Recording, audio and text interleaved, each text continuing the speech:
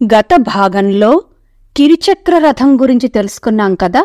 ఇక ఈ భాగంలో వహ్ని ప్రాకారం గురించి తెలుసుకుందాం.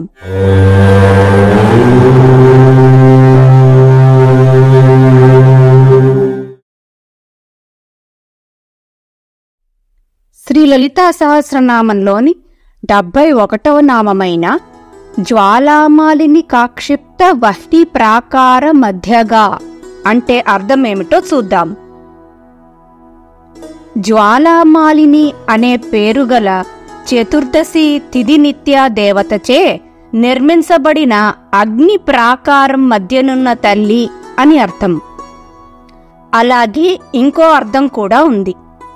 చైతన్యము అనే అగ్ని నుండి జగత్తులు అనే మిణుగురు పురుగుల యొక్క జనన మరణాల వల్ల ప్రభావితం కాకుండా ఆ చర్యలకు సాక్షీభూతంగా ఉన్నట్టిది అని అర్థం కలదు.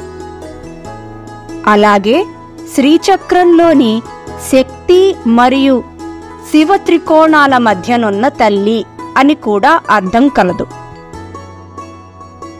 తిథులు నిత్య రూపాలని, నిత్యలు కళారూపాలని, చంద్రుడికి అమావాస్య నుండి పౌర్ణమి వరకు 16 కళలని, ఇంకా 16వ కళ సాక్షాత్తు అమ్మవారేనని కూడా ఇదివరకు వచ్చిన నామాలలో చెప్పుకున్నాం. ఇప్పుడు శుక్లపక్ష పాడ్యమి నుండి పౌర్ణమి వరకు ఉన్న తిథులు, వాటికి సంబంధించిన నిత్యా దేవతల పేర్లు చూద్దాము. పాడ్యమి నిత్యాదేవత కామేశ్వరి.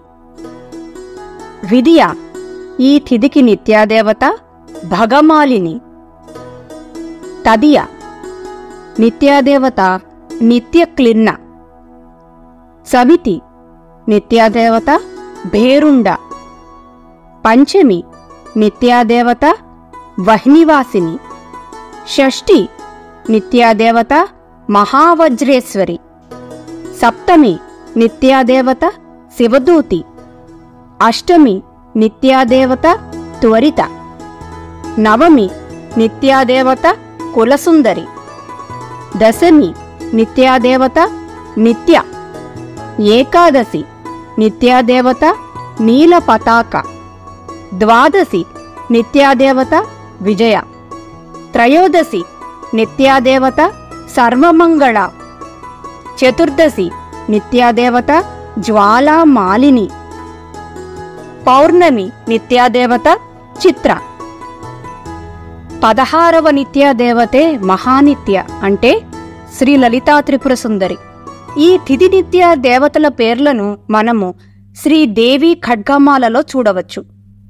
శుక్లపక్ష చతుర్దశి నాడు ఉండే నిత్యాదేవత పేరే జ్వాలామాలిని.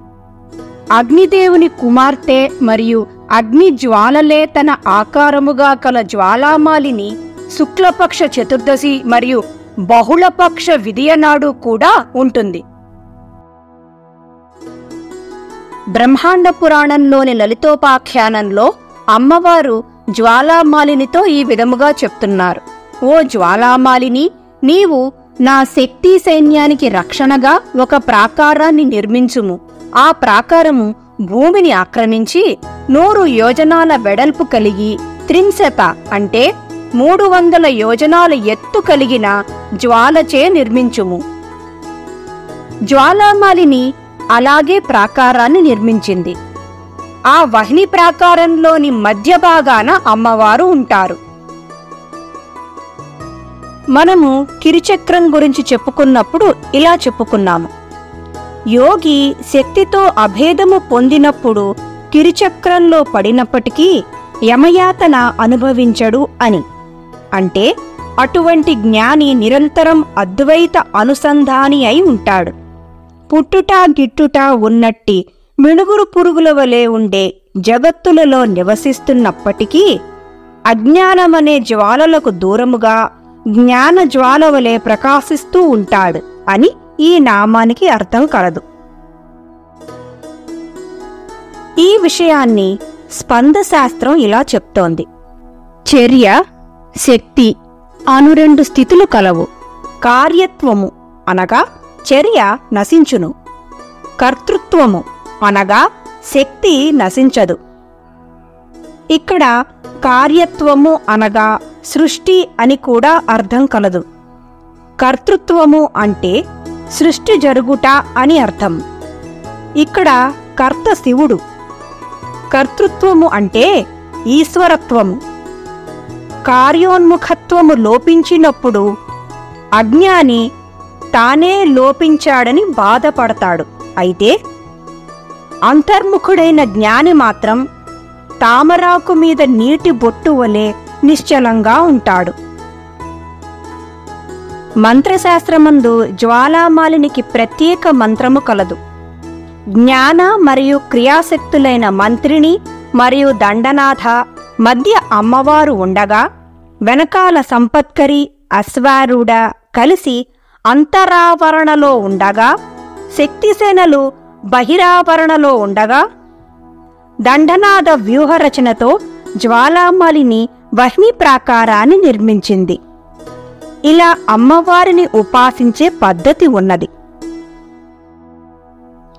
శ్రీచక్రంలో జ్వాలామాలినికలు అంటే 5 శక్తి త్రికోణాలు, క్షిప్తములు అంటే సమరభావము పొందిన అని అర్థం.